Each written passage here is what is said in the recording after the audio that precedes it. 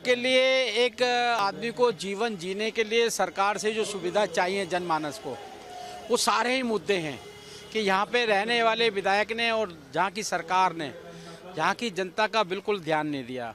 आप निकलोगे तो यहाँ मेयर रहता है, गंदगी का आलम देख लेगा, मेयर के एरिया में गंदगी का आलम देख लेगा। विधायक रहता है तो अपने घर को जाते होंगे, वैसे यहाँ रहते नहीं है, वो पटेल नगर रहते हैं। अगर कोई भी यहाँ का जाके जाता होगा, आपको पजामा और पैंट पकड़ के ऊपर जाना पड़ता है। आपको अंदर जाके देखेंगे, घरों के अंदर सबके घर में पानी की बोतलें पड़ी हुई हैं, गंदा पानी आता है, सीवर मिला हुआ पानी आता है, लोग बीमार रहते हैं। सामने जाओगे एक शौचालय बंद पड़ा हुआ है, थोड़ी अगली गली में आओगे स्कूल बंद पड़ा हुआ है। सरकार कहती थी हम तो स्कूल बनाए हैं, क्यों बंद पड़ा है स्कूल? क्योंकि बच्चे स्कूलों में जा नहीं रहे, टीचर नहीं है, प्रिंसिपल नहीं है, खाली कमरे बनाए गए हैं जिसमें 35-30 लाख का भ्रष्टाचार हुआ है। ये सरकार भ्रष्टाचारियों की सरकार है। आज जनमानस को चाहिए वातावरण अच्छा होना चाहिए। आज किस प्रकार से पॉल्यूटेड दिल्ली है, लोग सांस नहीं ले सकते।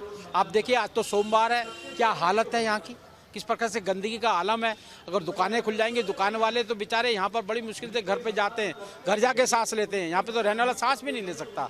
इसलिए यहाँ का चुनाव यहाँ की जनता लड़ रही है और परिवर्तन के लिए लड़ रही है। नहीं, बिजली और पानी का फ्री बिल मिलेगा, जो पहले माफ़ कर रखी थी तो बिल आया क्यों?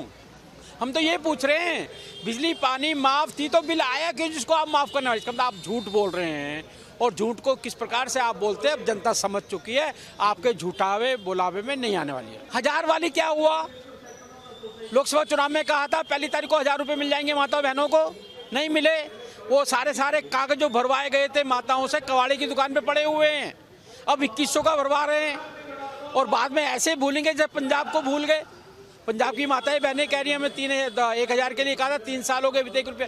ये झूठों का राजा झूठ बोल के वोट लेना चाहता है, लेकिन यहाँ की जनता वोट का अधिकार जान गई है और उसके बहकावे में नहीं आने वाली है। हम शीश महल बनाने के विरोधी नहीं है, राजमहल हो या शीश महल हो, वो पैसा कहाँ से आए हम ये पूछ रहे हैं। अगर राजमहल के अंदर एक कुर्सी भी आती है तो कागज में आती है, कोई खरीद के लाता है, सरकार पैसे देती है। हम पूछ रहे हैं आपको 15 शौचालय के लिए पैसे किसने दिए? सोने का वाश बेसिन बनाया, किसने पैसे दिए आपको? आपने करोड़ों का मार्बल बिछाया, किसने पैसे दिए आपको? लाखों के पर्दे किसने पैसे दिए? वो पैसा शराब घोटाले का पैसा है।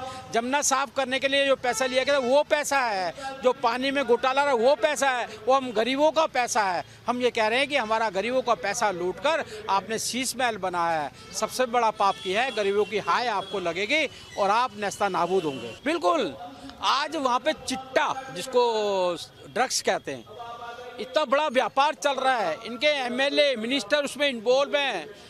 किसी पंजाबी घर में जाओगे तो वहाँ बुढ़े बुढ़िया मिलेंगी, खाली बुजुर्ग मिलेंगे, जवान नहीं मिलेंगे। मर गए हैं या देश पंजाब से बाहर चले गए, क्योंकि वह जीने का वातावरण ही नहीं है पंजाब के अंदर। तो जो लोग पंजाब में ऐसा किया है, वैसा ही दिल्ली में भी एक हाथ की बोतल के साथ में एक बोतल फ्री देने का पाप जो कर रहे हैं, इनका मकसद ये था हमारी नई जनरेशन को बर्बाद करना। देखिए, संवैधानिक संस्था जो भी काम करती है, हर व्यक्ति को, देश के नागरिक को स्वीकार करनी चाहिए, सच्चाई होती है।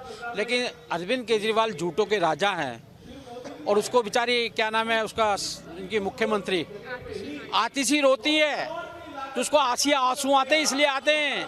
भारतीय संविधान में कार्यवाहक मुख्यमंत्री नहीं है, उसको बेचारी को बार बार कार्यवाहक मुख्यमंत्री कहते हैं। वो रोती है अपने माथे पे, मेहनत मैं कर रही हूँ, मलाई खाने के लिए तैयार है, जबकि कोर्ट ने कह दिया है ये व्यक्ति एक कागज पे साइन भी नहीं कर सकता। ये दिल्ली की जनता को